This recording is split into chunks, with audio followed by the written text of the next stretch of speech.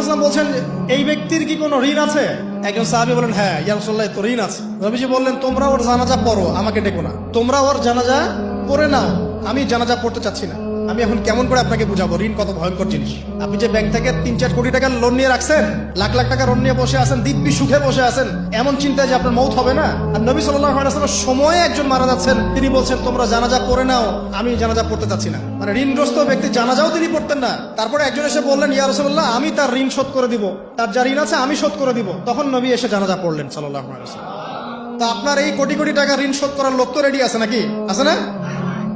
সমস্যা নেই, আপনার জানাজা পড়া হবে, আপনার মিলাদও হবে, আপনার একটা বড়সড় দোয়াও হবে ইনশাআল্লাহ। কিন্তু আল্লাহ পাক বলেছেন শহীদ আল্লাহর পথে যুদ্ধ করে শহীদ হয়েছে, এই ব্যক্তির আত্মাও ঝুলে থাকে যতক্ষণ পর্যন্ত না তার ঋণটা শোধ করা হয়। এবার বলেন আমি কি বুঝাবো আপনাকে? আর কিছু বলতে হবে? এখন সেই দোয়া শিখাচ্ছি আপনাদেরকে, যে দোয়া শিখলে আপনারা ঋণ থেকে বাঁচবেন ইনশাআল্লাহ। কত দিবেন?